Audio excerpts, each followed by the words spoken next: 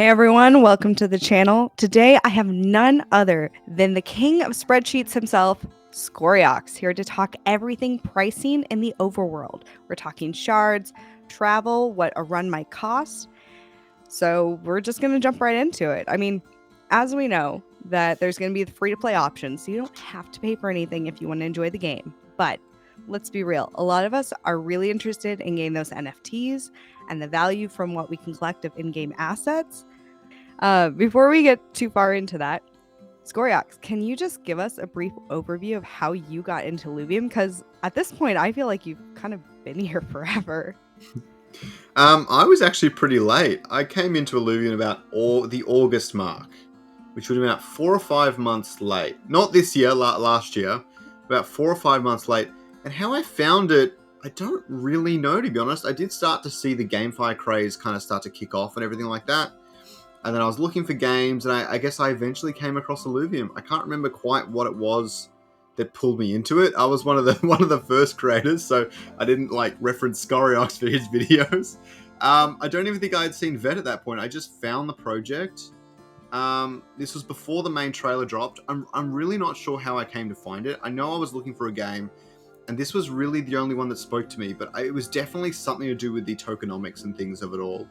I think that was definitely what hooked me in. That was the big part there, not necessarily the gameplay or anything, but being a big Pokemon fan, obviously Pokemon collecting, card games, that sort of stuff was always at the front of my mind. So as soon as I saw Illuvium, I saw the tokenomics and I was like, yes, this is a bear market resistant token. I was like, this is a project I want to be involved in, and I just kept digging deeper, I suppose. So, I mean, what led you from being a fan and really being hyped about the project to wanting to make content about it, specifically in tokenomics?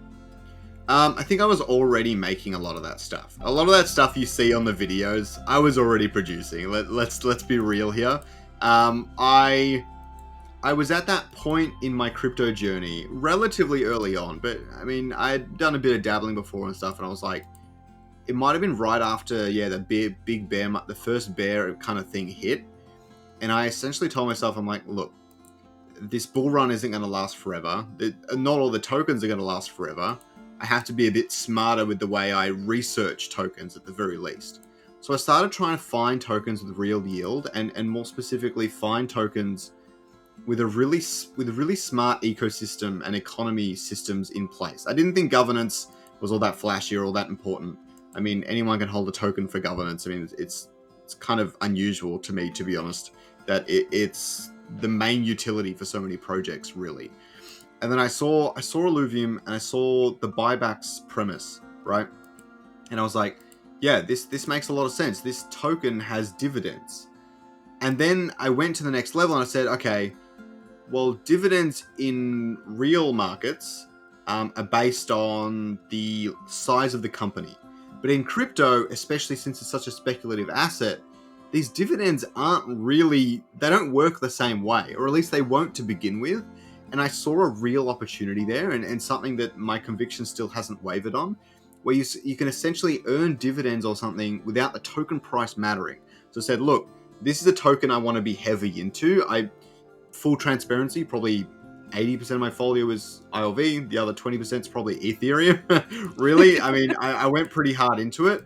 But yeah, I saw this as a bear market resistant token because the token price isn't dependent on it. It's a dividend.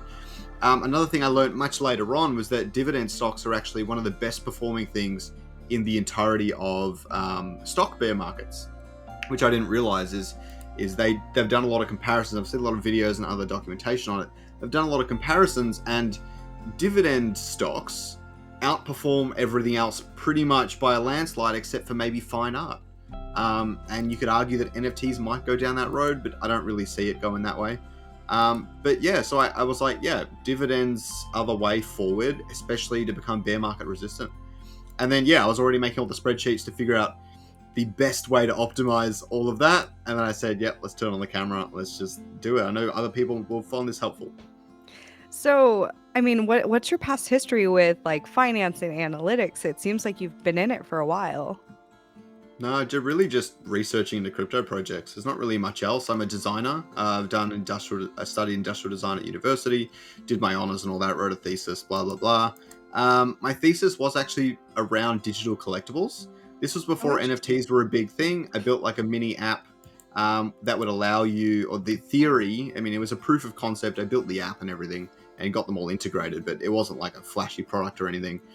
But the theory was essentially you could use NFC tags. There are actually special ones called tamper-proof NFT tags. And the idea was that you could attach those NFT tags onto a collectibles box or something, and then link that that NFC tag to an NFT on the blockchain. And that was the premise of my thesis. And essentially, what that would do is you would have a digital certificate of authenticity that you could never ever fake. Um, to put it simply, it solves a lot of the problems. I mean, I'm huge into collecting, always have been. It solves a lot of the problems that you have with current collecting, especially when it comes to signatures, limited edition runs, and all that sort of stuff. I saw NFTs as a great solution to that. Another part of that being is that I played a lot of Pokemon when I was younger, growing up, competitive and all that, and I really didn't like the idea of people hacking in Pokemon. I thought that was, I mean, not necessarily unfair. Pokemon built an ecosystem where they kind of promote that sort of thing, so that's another part of the thing. But I think a part of the journey, if it was harder to cheat in gaming, I think that's a big thing. Even nowadays, you've got a lot of cheating in Call of Duty and stuff like that, and there's cheaters everywhere, and you've got anti-cheat systems and things. But if you have true ownership of assets, there's no possible way at all to cheat that system. And I think that's really interesting, and I like the premise for that in gaming. As for analytics and things, I don't really have a lot. I do a bit of CAD modeling and things, so we use a bit of maths there, but I guess I just enjoy numbers because they don't just change. They're not too interpretable. Design's a little bit like that as well, where I like, when I do design something, I like to get as much feedback and information from the people using it as I possibly can, and let that govern the design. I don't like to do a lot of the designing myself. So you had mentioned that you really like collecting. Does that mean that you're most excited for Overworld? Or like out of the PvP, the Overworld, and Illuvium Zero, which game are you most stoked for? I'm really excited for Illuvium Zero because I don't spend a whole lot of time in my house, so I like the idea of having something on my mobile all the time. That's probably the main thing there. I did play some city builders and things back in the day. I'm hoping it's compelling, but I don't know. The arena, I'm pretty excited for. I do enjoy TFT. I played it once upon a time, but I'm actually really excited for the arena because I'm super into Pokemon competitively, and the way that it's got so many mind games. So Hmm. you look along the lines of things like poker and stuff like that. I really enjoy those sorts of games where it's about you and your opponent rather than what's actually being played on the table. And that's a big difference from TFT. So I'm actually really excited to see that play out. As for the overworld, I'm excited for the overworld, not necessarily running around and all that, but more just collecting. I want to build up a collection. That's really where the excitement lies for me with Overworld, is the collecting side of things, not necessarily shooting the portals or going into them or exploring. I enjoy a good RPG, but I'm not that super into exploring. I usually play through once and finish. So the narrative they have about like traveling to these different tiered regions as being a form of opening a pack of cards, that kind of resonates with you then? 100%. Yeah. So with the I think that's the traveling, way to do it. I've seen a lot of GameFi economies rise and fall, um, and very few of them have risen and stayed risen, if to put it simply. And the fall is usually in-game economy, and I think Illuvium's got a good setup there, especially with the card opening ideal. Yeah. yeah, so we've had a lot of, back and forth. We've had different price points kind of quoted out of like, could be this, could be that, we could go lower. Lots of conjecture, no hard facts. But in terms of travel, what do you think would be a good price for traveling to the different tiered regions? Firstly, I would just quickly say that we do have one hard fact. The only point of detail we have that I base anything off is a long time ago on an AMA, Kieran did say that he's speaking to an economist, and the current direction that it was looking like they were going was lots and lots of very microtransactions. And that's been really the big thing that stuck in my head. So, what was your other question? How much do I think they'll cost? Yeah, I mean, I actually remember that exact same AMA. I think originally he's like, yeah, I think they were thinking like between the $10 to $20. And then there's that comment of like, the economist was like, no, lower. Which I mean, making it way more affordable. I'm usually not a fan of microtransactions like in my phone apps, but for this game, I'm like, oh.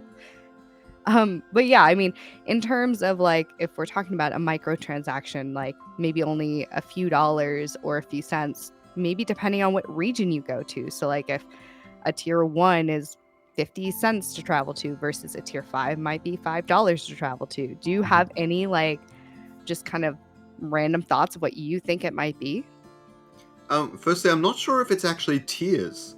My understanding from listening to AMAs and talking to hearing Aaron speak about it and things like that, is they've actually chosen the stages. So they have two typical ones. They have stages, which is 1 to 3, or tiers, which is 0 to 5. Mhm. And I believe that regions are actually stages, and there's actually 3 stages of difficulty. And your T0 stage of difficulty, I suppose, which would be 4 stages of difficulty. And that is actually the defining thing, not necessarily tiers, because it's easy to forget that the alluvials are actually broken up by tier, but that doesn't apply to the stage. So an Axodon is a tier 1, Mhm. and a Ramfire is a tier 5.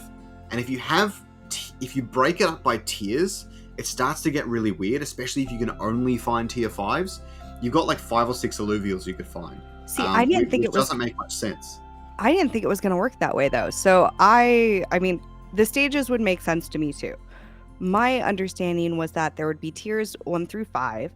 But it's not like you'd go to the tier 5 Taiga Boreal and you'd only find tier 5s. It's more that you would have a higher likelihood of Yeah. finding tier 5s. So that, yeah, that percentage chance would change depending on where you go, was my understanding. I could totally be wrong because, yeah, we haven't had any recent leaks on it. A lot of this is conjecture from like 6 to 9 months ago. So I think difficulty is a quite a fascinating way to look at it as well. If when you really get down to the nuts and bolts of it, if you go to a stage 3 difficulty, for this example, then you go into a battle and maybe there's like 20 opposing alluvials because they need to scatter the stage 1s in. It won't work if you go to a or a high tier, high difficulty level area and you're only encountering like stage 2 and stage 3 alluvials. Oh yeah, The economy totally. will fall apart instantly. It really doesn't work. So I like to really think of it in the difficulty sense that you're not necessarily going to get better alluvials, but they're going to naturally come at higher levels, which is going to be hard for you to compete against. And you're going to get naturally some more rare ones, but also the battles are going to be a lot more difficult. I reckon is going to be a really big element of that, where you're going to have like your Axodon and stuff maybe on the opposing field. There's going to be lots of smaller alluvials, so it's going to be really hard for you to navigate your team so that you can use a tier 5 shard to make sure to capture that Axodon, because the tier 5 shard will cost you some of your mastery points. So I think the battles are just going to get significantly more difficult, and you're going to need a really good deck to be able to take on those difficulties, which I think is going to be quite fascinating. So let's say then that we have the 3 stages, right? So say there's easy, medium, and hard, just for simplicity's sake. How do you think the pricing between those might change, or do you think they'll be the same in terms of travel costs? I definitely think there's going to be a pricing ramp. I don't doubt that for a second. How much I think it might change? It's hard to say. I want to say a lot, but I wouldn't be shocked if it wasn't by much. If I had to guess, I'm thinking like in the 50-cent mark for the easy. I would say probably under $2 still for the medium. And then I think those later stages is going to have a huge jump. I think you're going to go to $5 to $10, maybe even at the higher end. The other thing to consider is time to explore these regions. That has to play a big factor into it, because you could be spending a lot of money for 1 hour in the later area, or you could do 30, 40 hours in the earlier areas for the exact same cost, in theory. So there's a lot to really think about. So I don't know if you know this. I don't know this, so I'm just gonna ask. Maybe you know something I don't. When we're in the game, the transactions happening, they're happening in ETH, right? Yes. Yeah, kind of. I was pretty well. That's right. It's like, are we paying in ETH, ILV? And I was just curious about whether you think that they're going to be pegged to like, okay, let's say it's 0.0000075 ETH versus being pegged to more of a USD cost of like 50 cents, and then you just pay the price in ETH. Do you have any ideas of what you think they might go? So I do know mostly how it functions. Okay. So the fuels are the really important factor here that you've missed. Oh, So yeah. firstly, you can only buy fuel with Ethereum. Mhm. That needs to be clear. You can't use ILV, you can't use USDC, nothing else. You have to buy fuel with Ethereum. Now, the fuel is the thing that's going to be pegged somewhere. So maybe it's one Solon. I think it's Solon for travel. No, it might be Krypton. Let's use Krypton. I could be I'm pretty wrong. sure it's Krypton. Okay, let's say it's one Krypton to travel to the easy mode, and 3 Krypton to travel to the medium mode, and 10 Krypton to travel to the hard mode.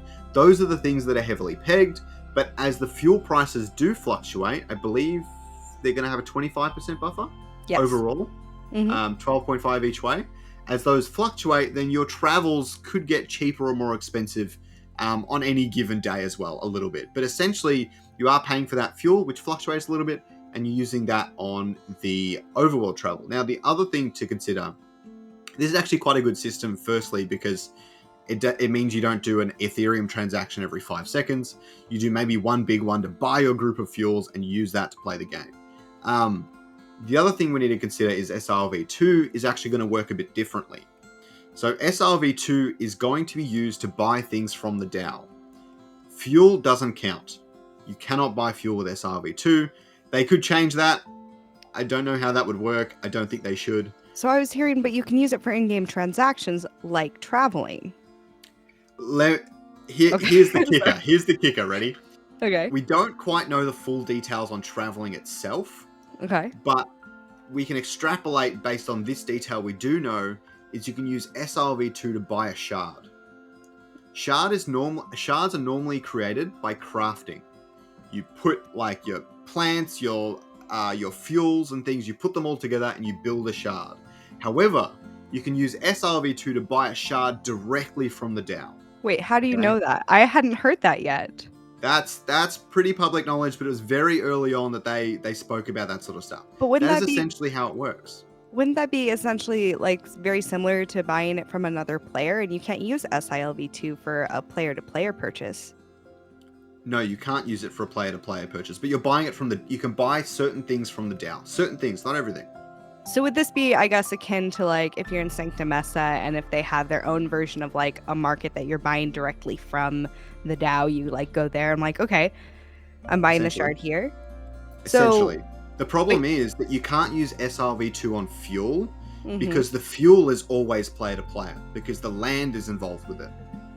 So you can't use SRV2 on the fuel for the reason you just described. It can only be given to the DAO. And then since you can't use it on fuel, the only way to use it in-game is to use it to buy other things.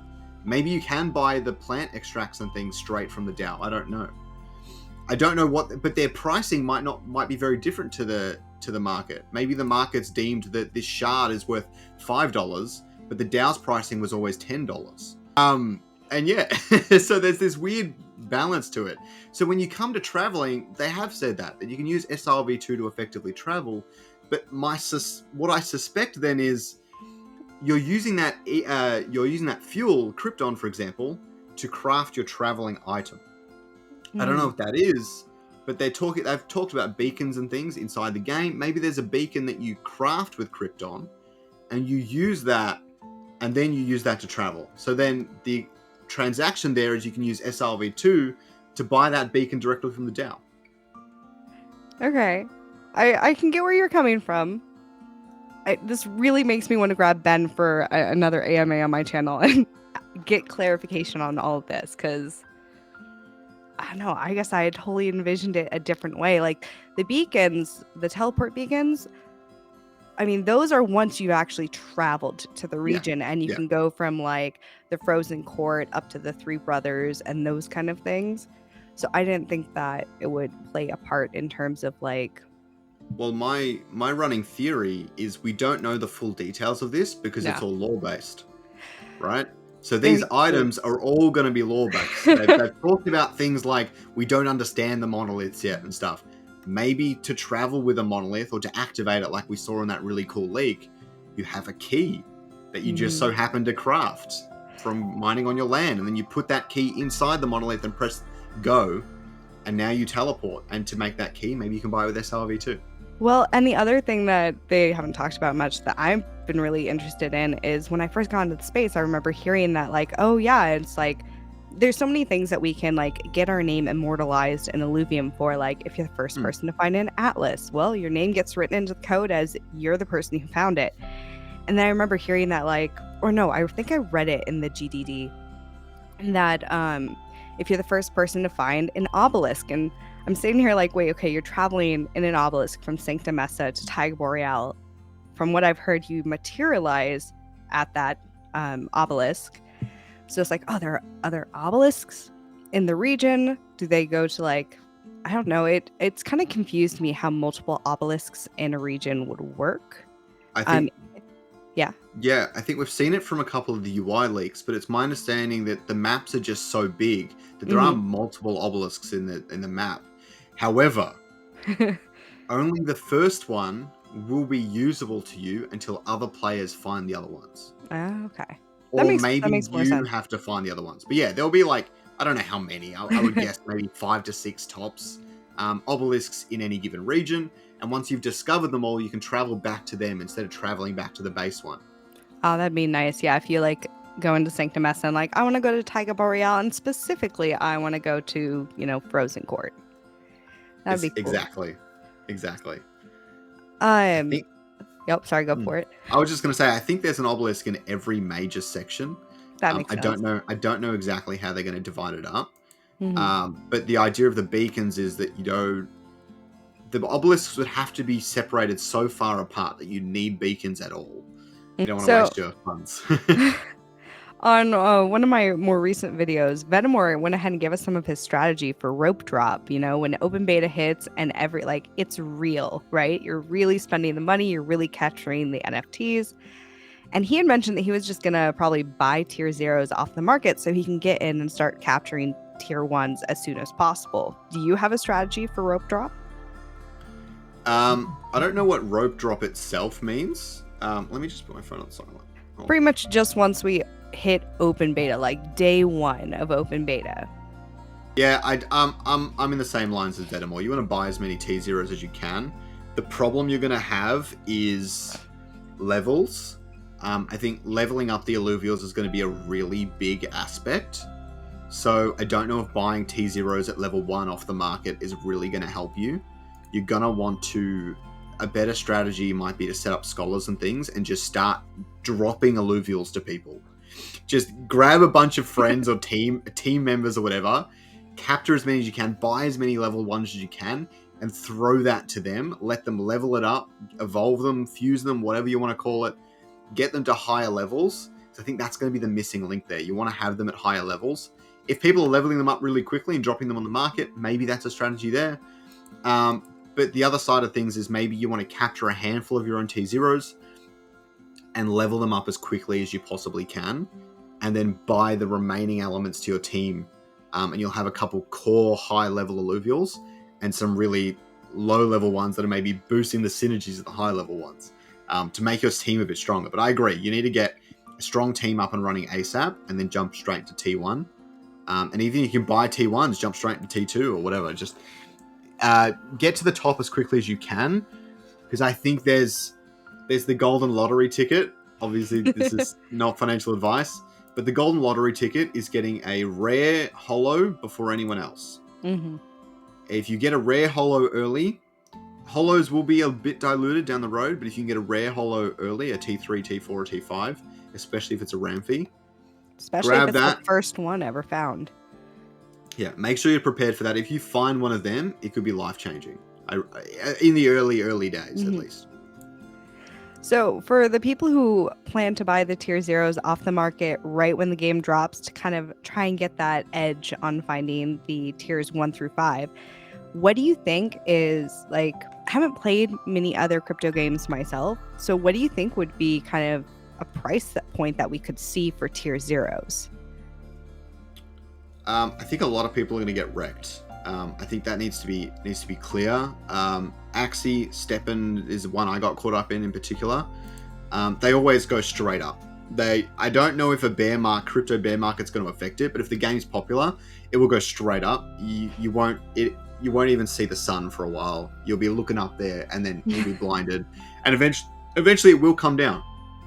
So be very clear about your strategy with what you want to do, and stick to that plan. Fully expect that if you buy a bunch of T0s for a really high price, your value of their value will get crushed very, very quickly.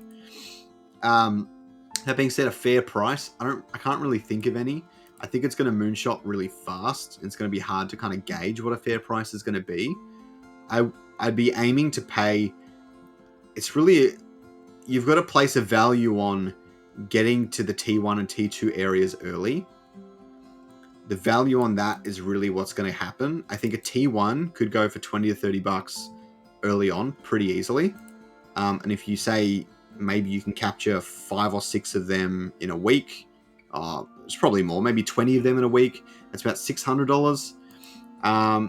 So maybe if you're talking like a monthly basis kind of thing, maybe the first month it's all pretty strong, then $2,000 for a really competent team of T0s might be worth its money if the T1s hold up really well, and by extension T2s and T3s and so on. It's going to be interesting. So I mean, like, tier zeros are the ones where it's like there's no limit to them, right? So because they're just planning to be the entrance alluvials for everyone who comes into the game. We've heard it said multiple times they don't plan to make any other tier zeros, at least at this point, unless there's like an IIP drafted. So let's say 2 years down the road, do you think tier zeros are going to be worth anything on the market? There's 2 big factors that we can't miss here. Mm-hmm. The first one is the meta. If T0s are working well in a lot of decks, and given if I've spent 5 years playing Hearthstone, which I have in the past, a scaling team is really important. That's a really easy thing to miss. You need your low-cost cards, and you need your high-cost cards.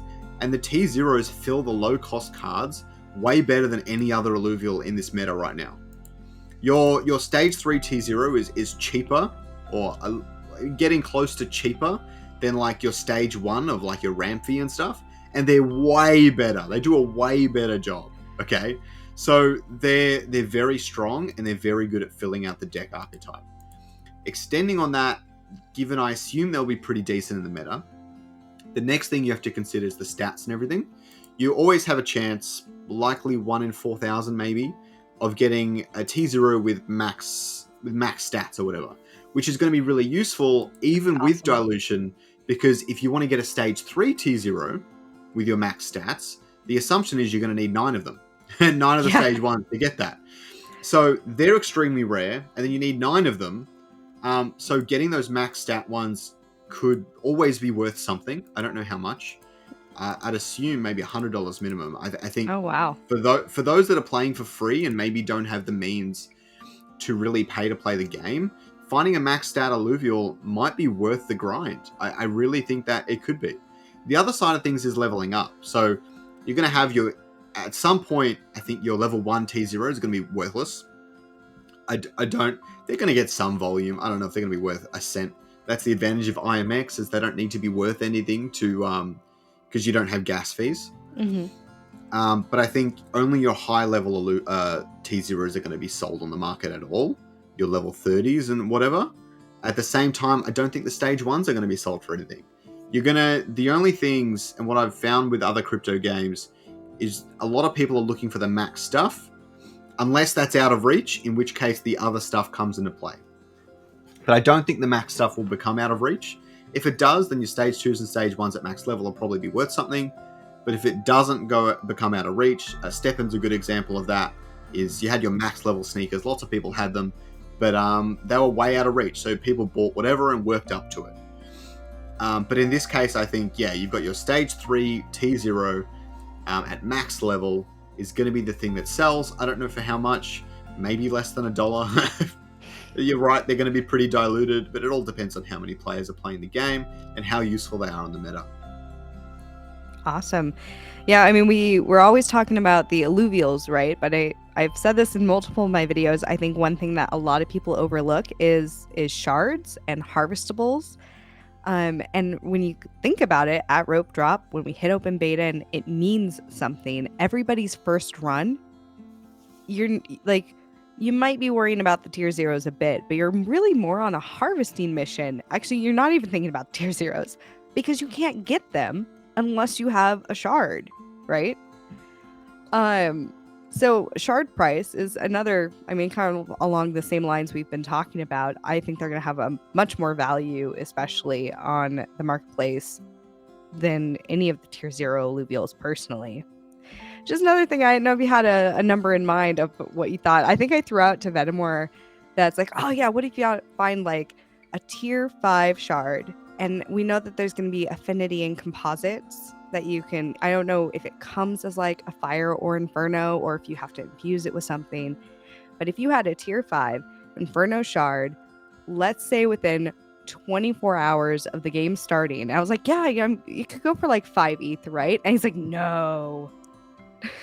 do you have opinion on whether it's good or not? I'm more inclined to agree with you. I think like if you're talking like a tier 5 Inferno early on, very, very valuable because really shards are going to be only as valuable as what people are intending to capture with them.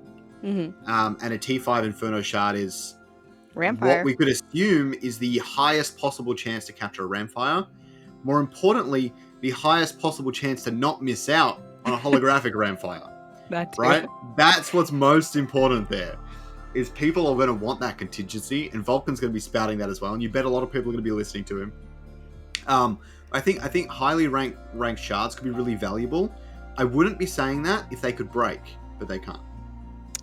I have to say, I do really appreciate the fact that if we're trying to, capture an alluvial with a shard, it's not like wasted if we miss. So I think that's, in my mind, an improvement on Pokemon. Maybe it's not because, that way we don't have to like keep going back and farming the shards. I think it'd be an easy way to kill the game if it didn't. Honestly, I really like the idea of it being wasted, personally. But at the same time, I know what it takes to be a successful game, and it's something like that could break your player base, which you don't want, ever. As much as I like the connotations for making the game better, I mean, like, making the economy more scarce, the last thing you want to do is kill your player base, and that's obviously not good for the long run. Yeah. So when I first got started in Illuvium, one of my favorite of your videos was around revenue distribution, specifically in the sense of like, I really don't care that much about investing. Like, I am invested. Let's be frank. But you had a video that pretty much talked about like how much ILV you would need to have staked to play off the revenue distribution. And I was like, oh, like that's cool, because if I could put X amount of money in now and then not have to worry about those microtransactions because I'm just playing off the revenue distribution, like you got me there. Like I took that, I had my number, and I've been working towards that number ever since. And with the way that I haven't really watched that video again recently, but I wasn't sure if with the market changes, like that was me looking at the price of ILV when it was $1,300, and I remember buying my first ILV up there, and now it's down at $55. And do those numbers change? Do you need more ILV because the token price is lower, or is it not affected? It's completely unaffected, which is the reason I chose this token. It's super interesting. It actually just makes it easier for you to achieve those goals. Now, first thing I will say is I'm definitely working on another how much to play the game video. That's been asked for quite a bit lately, so that's definitely going to be in the works very soon. But it really just makes it easier for you to accumulate. If I said 100 ILV in that video, God knows if I remember. If I said 100 ILV, it really is still 100 ILV. Some of the core premises haven't changed. The only thing that affects this is how much it costs to play the game, obviously, which is always going to be speculation, and it's going to be revenue generated by the game. That revenue generated by the game is the big one. Now, every person plays for a different amount of time, so that has a big impact. I don't know how deep I'll go into that sort of stuff when I make my video, but that has an impact. But besides that, it's just revenue generated by the game. Well, Do you want that's me to go into some of the numbers? yes. I'll take Yes. that if you're willing to share. I wasn't sure how much you were saving for your video versus how much you'd be willing to leak here. I ran some quick numbers just then. I'll go a lot more in depth when I get down to it, because when I look at that and stuff, I'll also do another video on compounding interest and things like that. So they'll lend into each other really nicely. But what I've got at the moment is based heavily on my RevDiz video I did recently, where I did the Drake equation to calculate how much we could be getting in terms of revenue. A lot of people really enjoyed that. And yeah, so I'm looking at about 7 million tokens staked. I really thought it would be higher, so my earlier videos probably got a much higher number than that. About 7 million tokens staked and about 400 million in revenue, which is a little bit under what I said in that video. I still truly believe in that number. Maybe it's more like 24 months instead of 12 months to reach that. I still think it's definitely possible. So if you're looking at 400 million revenue and 7 million stake tokens, and what I said was each day, maybe you spend $10. I don't know if that's an accurate number. My video will be a lot more in depth than that. I think $10 is a pretty. I feel like it's a pretty cool benchmark. If you consider that traveling is your big cost and you really don't have that many others, and if traveling is $5 per travel, even then 2 travels, 4 hours maybe, $10 a day is pretty reasonable, really. So if we say it's $10 a day, then you actually need, I don't know what this next number was. Oh, how much RevDiz? You're getting about $55 in RevDiz per token or whatever. So to be able to afford $10 per day, then you would need almost 64 tokens. That's what I've got in my quick rundown, which is almost a 100% ROI over the year. If you bought all those tokens at current prices, you're going to earn back the same amount as you just paid over the next 12 months if we earned 400 million revenue. That's basically what that's telling you there. So that's the big difference, is the ROI is really different from back then. If the price of the token was $1,000, it would still be the same number of ILV, but your return would be way less in comparison. So we've got a unique opportunity, is how I see it. Not financial advice, everybody. Do your own research. Anyways, I think that's actually all the time we have for today, and I actually ran out of my questions. Thank you for joining us, everybody. Make sure to subscribe Scoriox's channel. The link is in the description before. If you feel this inclined, subscribe and like my channel. Other than that, any words for our viewers, Scoriox, before we take off? No. You do some killer content, and you're going to surpass me before long. Believe me, I'm telling you that right now. I can't keep up with all your editing. No, you do some really awesome content. You have some really unique spins on things and stuff as well. I really appreciate it. So definitely, everyone, don't forget to subscribe to Artemis. That's important. And there's lots of creators out there, and it's never too late for you to start creating your own content. And me and Artemis will both be here to help you on that journey if you need it as well. We're always here to chat. All right. Yeah, pretty much. All right, everybody. We'll see you on the flip side. Bye.